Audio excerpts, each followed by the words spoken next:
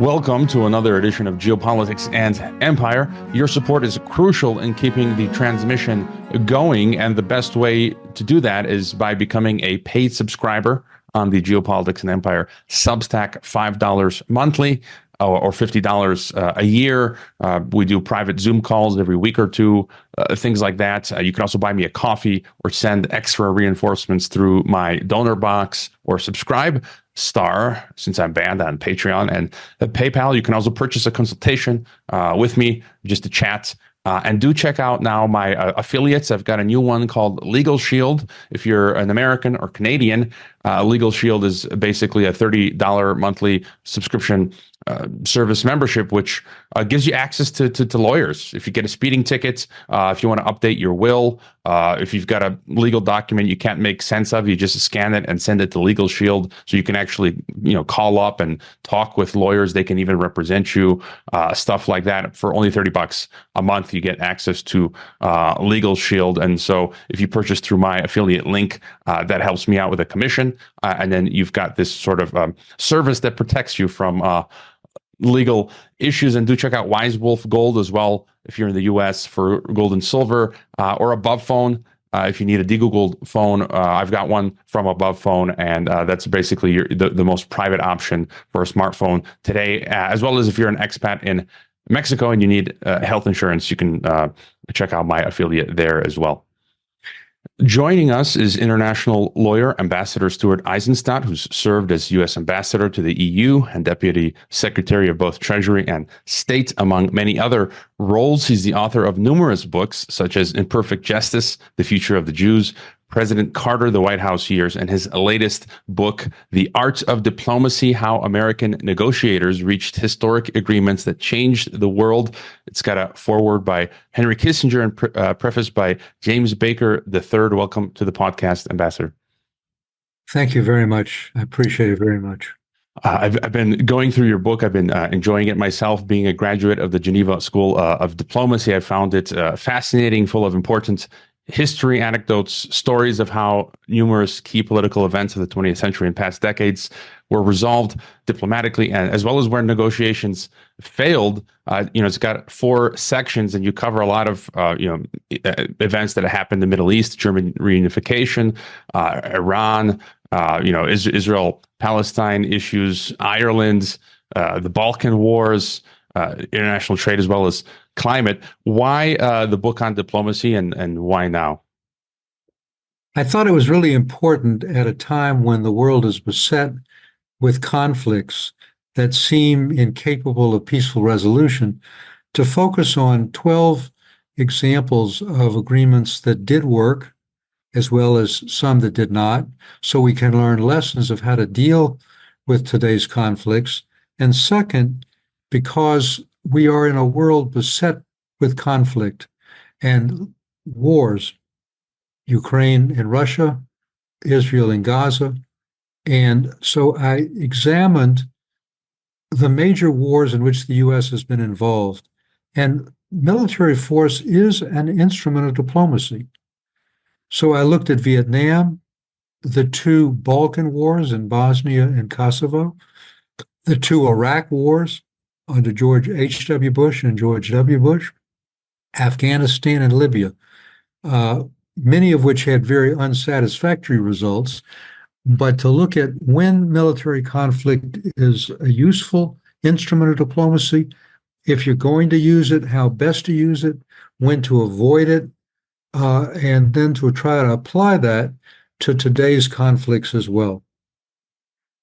You write in the book, quote, like Metternich, Kissinger strove for an international order that would be legitimated by all the major powers, with none having any grievance that would cause it to go to war. You also write, to succeed in today's multipolar world with diffused power and leverage, the U.S. must rely more heavily on allies and coalitions to achieve diplomatic success, and must work even harder to convince other countries that the goals we seek are also consistent with their national interests and that we are a reliable partner. And much of the world, or at least the BRICS-led global South, are calling for an end to the unipolar Pax Americana and calling for a so-called multipolar world, some of them have been saying that the U.S. has not been a reliable partner. You also worry that the U.S. is becoming isolationist. Sort of thoughts on this, the global balance of power, this current international environment, and how that affects U.S. diplomacy? Yes, we're in a very different world than we were after not only World War II, but after the end of the Cold War in the early 1990s, where the U.S. And the West were so predominant. We now are in a multipolar world in which we have the rise of China as a major force, which has a very different set of values and interests than the U.S. and the West. We have a situation in which Russia feels aggrieved. Putin wants to do everything he can to restore the influence the former Soviet Union had. You have emerging powers in Brazil and India, which want their day in the sun. And so you don't have this neat East versus West conflict that we had during the Cold War. And in order to succeed, the U.S. has to be deeply engaged. The worst thing we can do, and there's a real risk of that happening today, is be isolationist. I mean, if there's any lesson of what caused World War II, it was the isolationism between World War I and World War II. If we're not involved and engaged in promoting democratic and free market values, then that vacuum is going to be filled by the Russias and by the Chinas and by countries that have very different sets of interests and values. And in order for that to happen, we also need something that Secretary of State Blinken, one of the 130 people I interviewed for this book, made clear, and that is, in order for the U.S. to have the kind of influence it needs to reach diplomatic agreements, to create a better world, to create a better world order, we have to be more united at home. We have to be more competitive economically. We have to end this horrible polarization that we have, in which we treat our political opponents as if they were foreign enemies. We also have to be reliable, and I mentioned several instances in which we were unreliable. For example, we reached a diplomatic agreement, which was very important, in 2015 with Iran, the so-called JCPOA, the nuclear agreement. This was an agreement reached not only with Iran, but with a number of other countries, all members of the Security Council at the time. In fact, it was called the P5 for the Security Council, plus one of Germany. Well, what happened? What happened was that as soon as President Trump was elected, he pulled out a year later, even though Iran had complied with all of its obligations. And now Iran is breaking out itself because we didn't fulfill our bargain. Likewise with climate change. I was in the direct leader of that effort in the Kyoto Protocols, what was called the Committee of Parties number 3 in 1998. And we've had this variation depending on who gets elected. When President George H.W. Bush was elected, he initially was engaged, then got disengaged. Then you have President Clinton, who becomes engaged. Then you have President Bush II, who becomes disengaged. President Obama becomes engaged. President Trump becomes disengaged. President Biden becomes engaged again. I mean, this is no way to conduct leadership. It means you're not a reliable partner. I'll give you a contrast, even an ideological contrast. President Carter, who I served as his chief domestic advisor, entered and negotiated a very important nuclear agreement, nuclear arms agreement with the then Soviet Union called SALT II. It was, at that time, the largest reduction in nuclear weapons ever in history. We did not get it ratified by the Senate, however, so it was not legally binding. And yet, when President Reagan came into power, with a very different ideology in many ways, he honored that agreement because he realized the importance of continuity, of trustworthiness He ended up negotiating a further agreement years later, but he honored SALT II, as did the Soviet Union. So reliability is tremendously important in our negotiations, and oftentimes we're not as reliable as we should be. One of my professors in Geneva was Russian. I think he dealt with nuclear issues. He may have actually been at, I forget if it was the SALT or START negotiations. But just real quick, you brought up world order. There's this talk again of multipolarity. And you write, quote, in the book, unlike Sadat, Kissinger realized Assad wasn't trying to impress me as being a part of the new world order, end quote. And so just real quick, what is the definition here of new world order, or variations of that phrase? We've heard that by heads of state for many, many decades. Is that referring to the rules-based international order, the Bretton Woods type system? Any thought? Yes, it's two things. One is we created a new world order after World War II with our allies. We created institutions like the United Nations, like the World Bank, like the International Monetary Fund, like the GATT process for world trade. These were all part of an established order which recognized that one of the lessons of World War I and World War II is the absence of integration, of mutual dependence, of established rules had created the possibilities for war, and we were determined to rebuild a world that had a basic set of global rules of the game. It didn't mean there wouldn't be conflict, but at least would be within some established set of rules and principles. And now what's happened is, with, say, the rise of China as an example, they're very much testing those rules. They believe that those rules were written by the West to their disadvantage. Now, what I believe, and I still believe, is that if we can find ways to integrate countries into a mutual set of dependencies, we can reduce the areas of conflict. So, for example, even with all the conflicts we have with China over the South China Sea, over their Taiwan policy, over their Belt and Road Initiative, over their aggressive building of military facilities on coral reefs in the South China Sea, and then declaring sovereign territory over 14 nautical miles around them. With all of those, if we have a mutual dependence on trade, we can at least keep those conflicts within some bounds so they don't break out into full-scale war. And that's why I'm very concerned about where we're going with trade. It is true that China oftentimes does not abide by the appropriate rules of trade. It subsidizes state-owned enterprises. It insists oftentimes for investment that companies transfer technology. It engages in spying on companies. All of those are true. But it was a mistake, in my opinion, for President Trump to impose $200 billion of tariffs on China. It didn't accomplish anything except raise the price of goods to U.S. consumers. And I think it was a mistake for President Biden to continue them, which is still today. We need to find ways to integrate and make China mutually dependent on us and vice versa.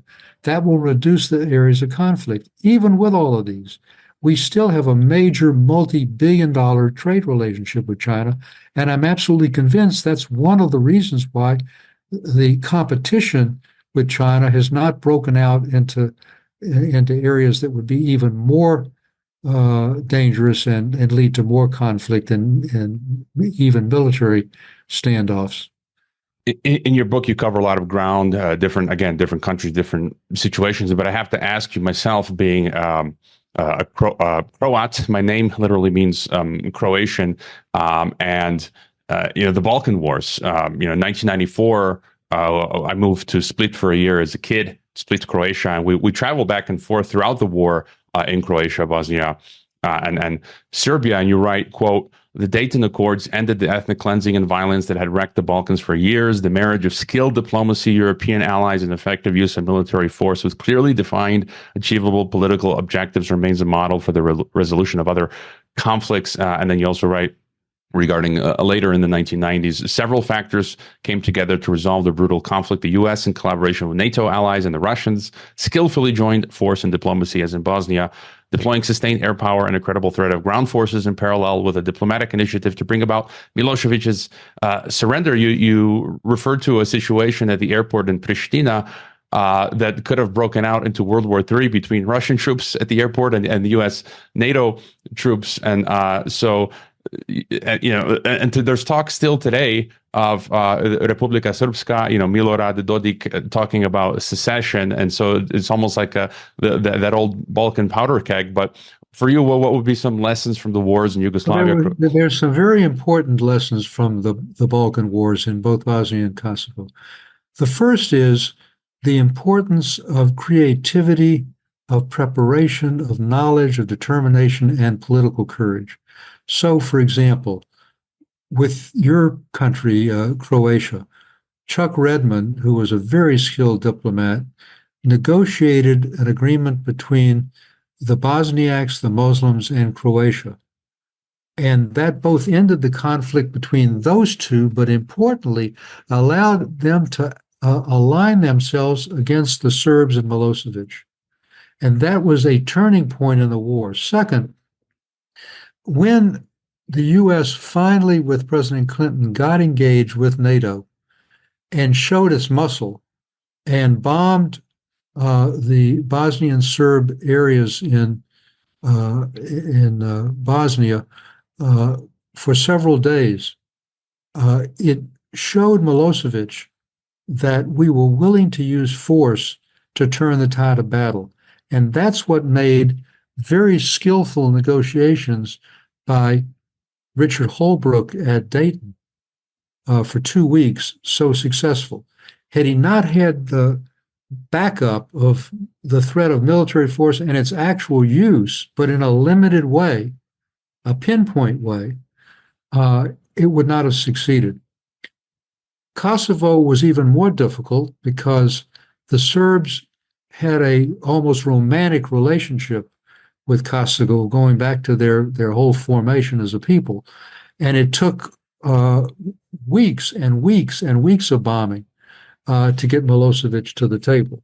Finally, that did happen. Finally, there was a negotiated agreement, but only, I believe, when President Clinton started to activate U.S. military ground forces. We didn't actually have to use them, but to show we were willing to use them, that Milosevic finally said, okay, I'm willing to give up my dream of capturing Kosovo and reach an agreement. So the skillful use of military force, of creativity, of political courage, of skilled diplomats, I think was the reason why both Kosovo and Bosnia are peaceful today. Now, there are not models of democracy. There are still many conflicts, as you say, the so-called Republic of Srpska, which was created within Bosnia. They routinely threatened to pull out of the Bosnian Federation. But the fact is, the ethnic cleansing has ended. The war has ended. There are peaceful relations. And hopefully, over time, as more economic benefits come from peace, it will reduce the incentive to go back to conflict. We talked about China. I want to ask you about Russia. You talk about that in the book as well. Russia, Ukraine, Gorbachev. Gorbachev was invited to my graduation in 2009 in Geneva. He couldn't make it. He sent Pavel Palashchenko, his interpreter. And then later I met Gorbachev in 2017 at his foundation in Moscow, where he gave us a lecture, 2 hours, on how he was fearful of the new Cold War. And so you talk about the reunification of Germany, NATO expansion. And so there's this sort of debate now that with James Baker that, they promised that NATO wouldn't expand to the east, but then the West a few days later, James Baker corrected that and said, no, we're not promising that. And nothing was left in writing. The issue was left open. And then you say, Putin is using that as sort of the pretext for the current war. And so thoughts on that and the current situation. Yes. So the situation now with Ukraine is really a disastrous situation. It's the most heavy fighting on the European continent since the end of World War II. And it shows a number of things. Number one, when you're negotiating with a country like Russia and Putin, you always have to have a backup because they may not honor their agreements. So, for example, in 1994, in the Budapest Memorandum, the U.S., the United Kingdom, a number of countries reached an agreement with Russia that if Ukraine gave up its nuclear weapons, that Russia would honor the territorial integrity of Ukraine, which they did not. After they took Crimea in 2014, they entered into something called the Minsk Agreement, Minsk I and Minsk II, where again they made the same commitment and violated it when they, in 2022, attacked Ukraine. So any conflict that has an end date, like the Ukraine war, we're going to have solid security agreements, NATO-like, so that Putin doesn't just stop and then resume a year or two later. It also is an example, Mr. Marichik, of the fact that, as Henry Kissinger said to me in one of the interviews for my book, you can't succeed at the negotiating table with what you don't win on the battlefield. And that's why it's so terribly important to make sure that Ukraine, as quickly as possible, gets the most modern military equipment, anti-missile systems, offensive weapons that can take the battle to Russia within the Ukrainian territory that they've taken, because only that will convince Putin to negotiate. We're in a situation where Russia is now, just within the last week, on the offensive again. Our arms, long delayed for 6 months, are finally beginning to arrive. But as the spring and summer offensive by Russia has already begun, they can't get there fast enough. We need to arm them. We should have given more arms faster, because, again, Ukraine has to be in the strongest position. Neither side is going to win this war outright like World War II. It's going to be a conflict in which ultimately there will have to be some negotiated settlement. And we want Ukraine to be in the strongest position possible by arming it, giving it the opportunity to defend itself.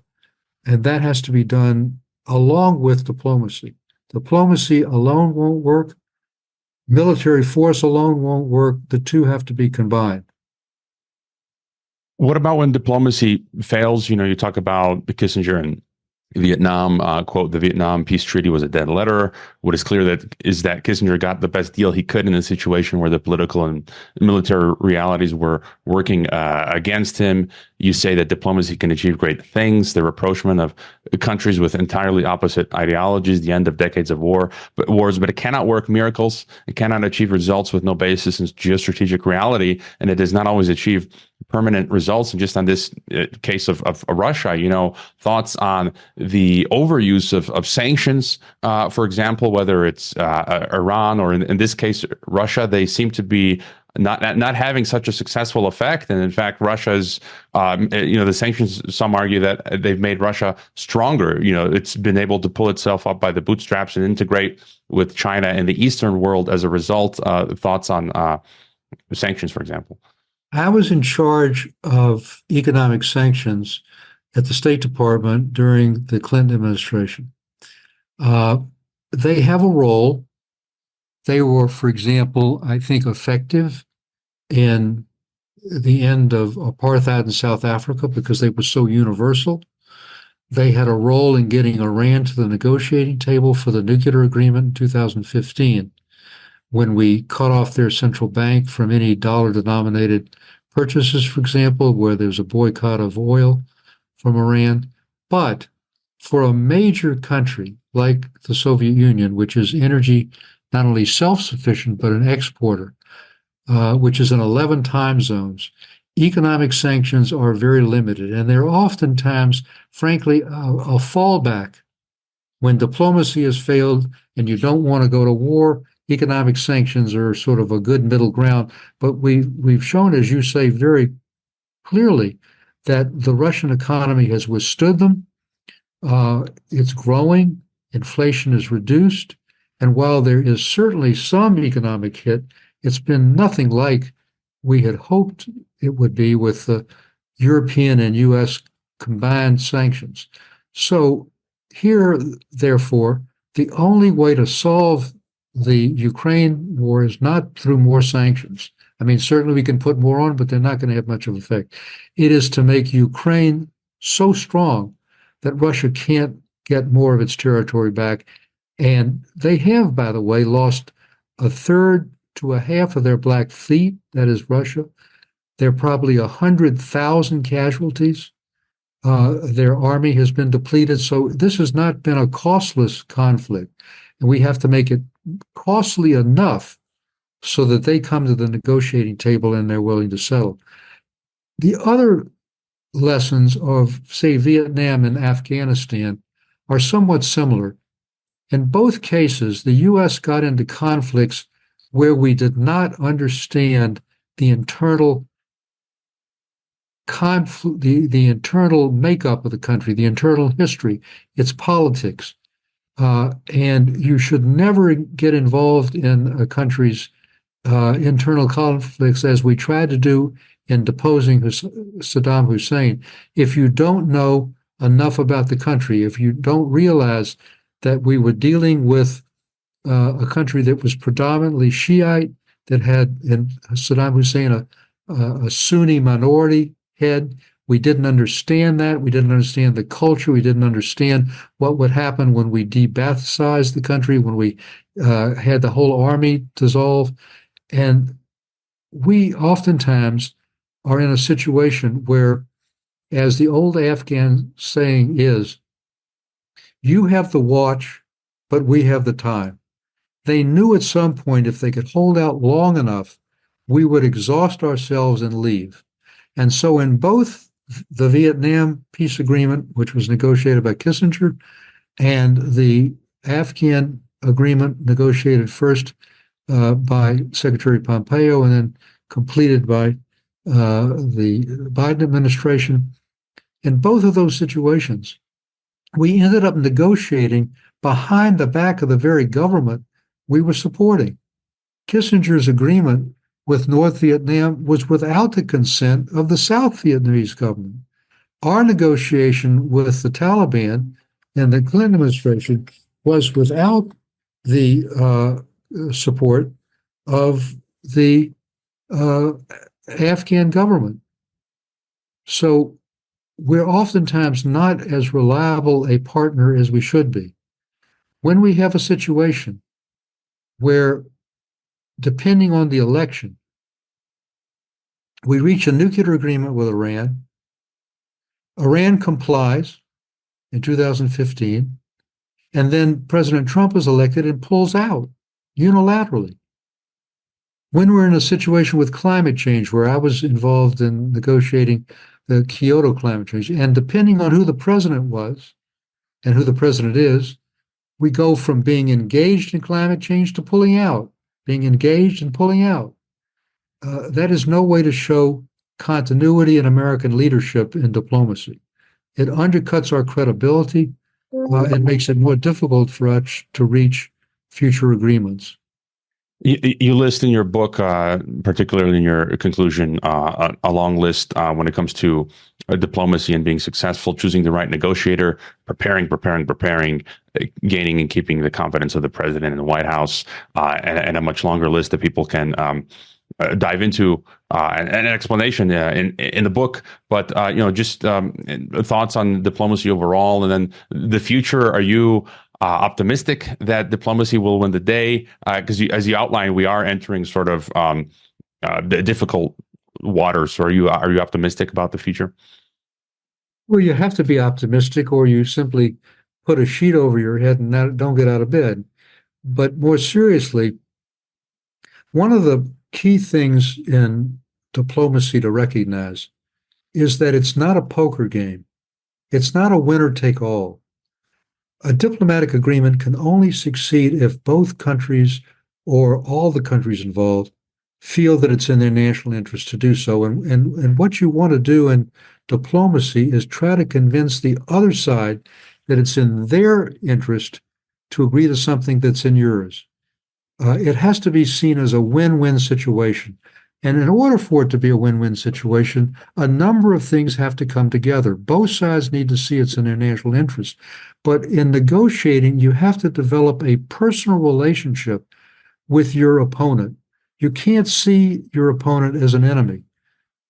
Example, Jim Baker, as Secretary of State, developed a very close personal relationship with Soviet Foreign Minister Shevardnadze by taking him for 3 days to his retreat in Jackson Hole, Wyoming, and making a personal relationship. And that's one of the reasons why the Russians, the Soviets at the time, were willing to agree to a reunited Germany in NATO. That was a huge, huge problem for the Soviet Union at the time. But the trustworthiness, the personal relationship that Baker had developed with Shevardnadze and which President Bush had developed with Gorbachev was absolutely essential. And that's one of the key factors in any successful negotiation.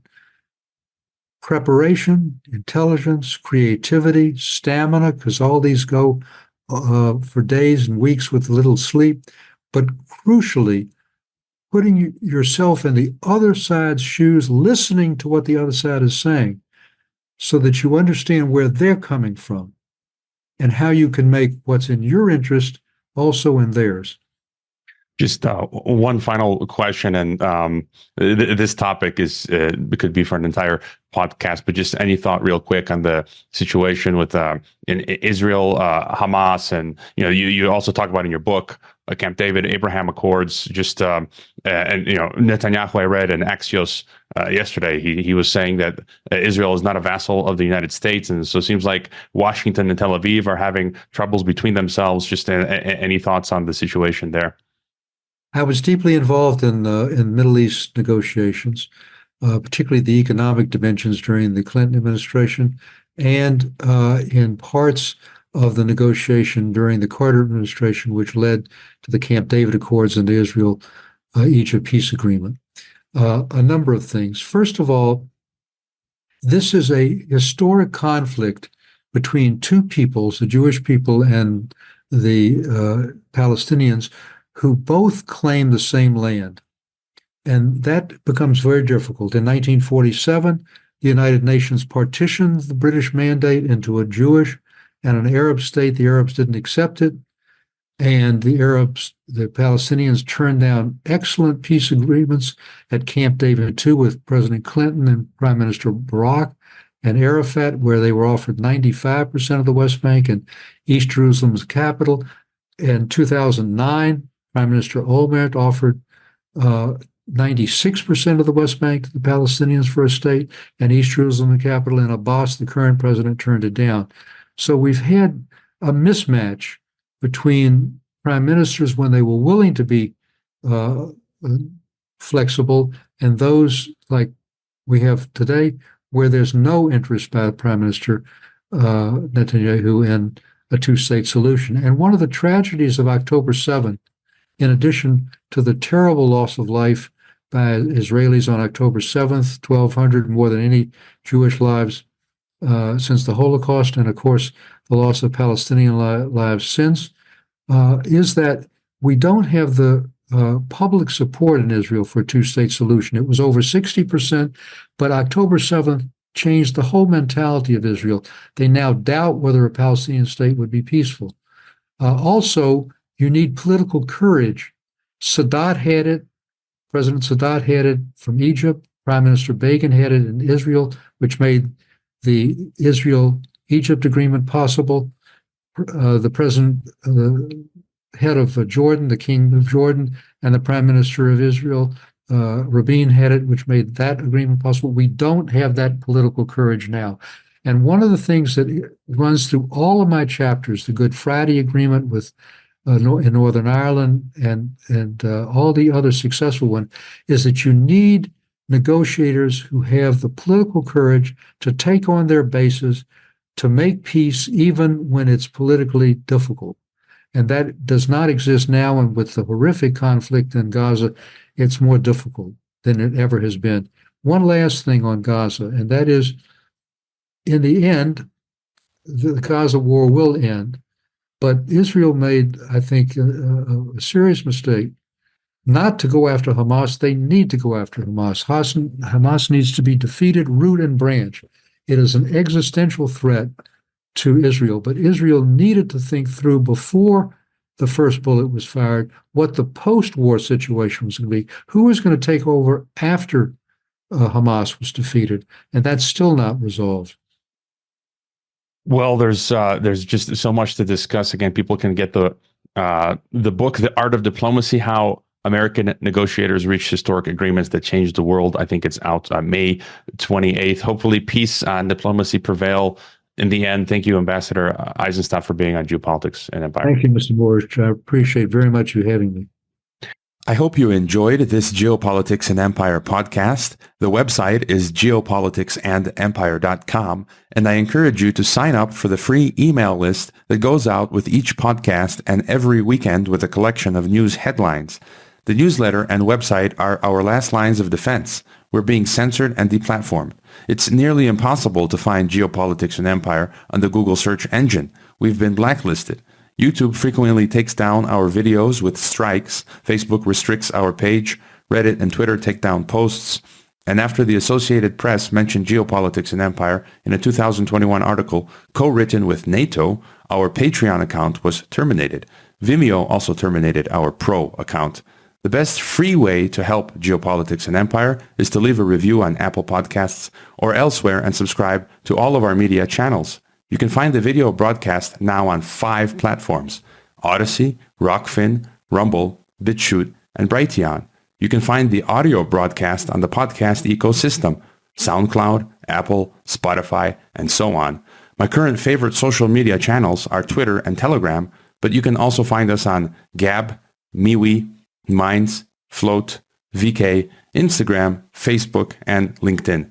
Finally, Geopolitics and Empire is in dire need of funding to continue. You can leave a donation, purchase a consultation with the host, or become a member to receive additional benefits. We also produce a weekly broadcast called Dissident Thinker for members and Rockfin subscribers only. We will continue to fight the good fight come hell or high water. Thank you for listening.